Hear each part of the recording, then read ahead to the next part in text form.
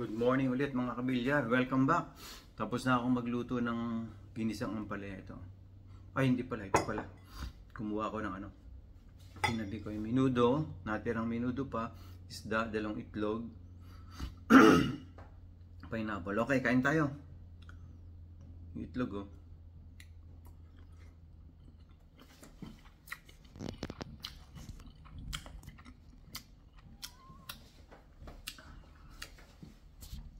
Nahirap pala mag-video, hindi nakikita eh. Nanta. Sili.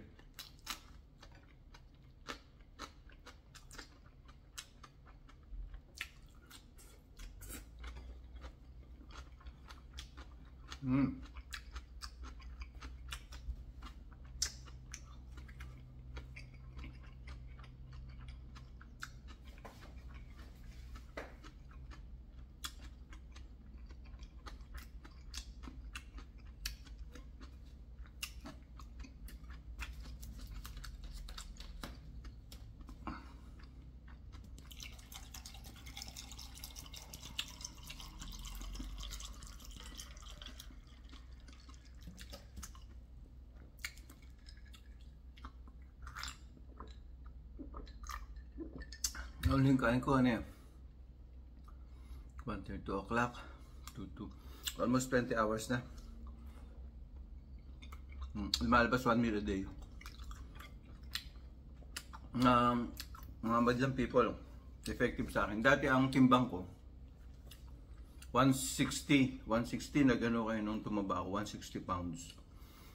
Eh dapat lang ako sa height ko, Asian tayo, mga 150, 155 nga. Ngayon, na lang ako, 153 kilos na may-maintain ko.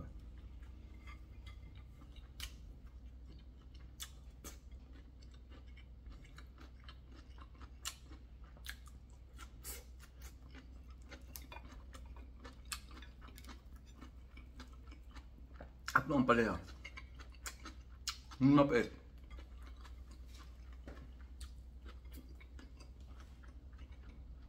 Pero dami.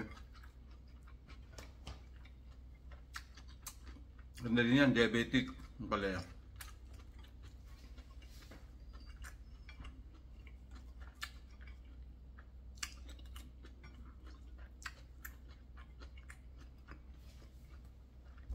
Kain ko laging ang pagkain ko parang laging piyestahan. One time, big time.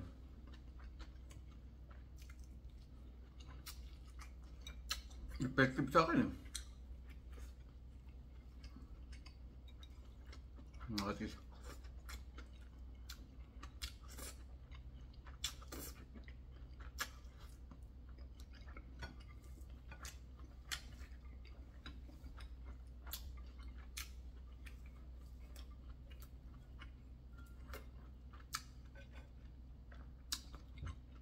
Sili.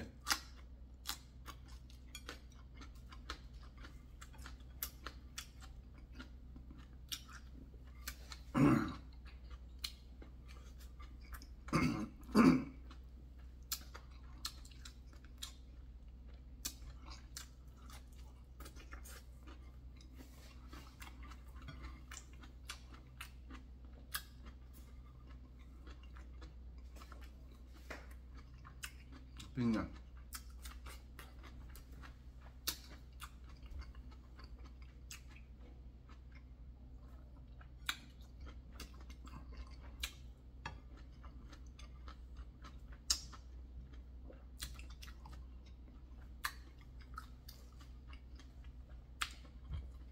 So mga kabilyar, yun lang. Hindi ko na ito tatapusin, mahaba eh. Ayoko nang ini-edit eh. So yun, 1 meal a day, effective sa akin. Ito, pang second glass ko na yung hot water ko. Tapos prutas, meron pa ako dito, grapefruit pa ito. Maganda rin ito eh. Healthy din. Ubusin ko ito lahat. Then, tomorrow we have a competition again, 10 ball. So, siguro mag-vlog ako dun sa sa competition namin. Ayan kagigising ko lang eh. Luto agad eh. Ganun dito eh. So mag-ingat po tayong lahat at sana po ay kayo rin po kung gusto niyo mag-intermittent fasting, napaka-effective po, maganda. Magpa-check kayo after na 6 months yung ginagawa, magpa-blood work kayo. Malalaman yung resulta kung may epekto sa inyo. Huwag niyong alisin yung mga gamot niyo kung diabetic kayo or kung may anumang kayong sakit. At maniwala kayo, effective. Sa akin effective yun. Okay, don't forget to subscribe and like to my channel. Okay, bye!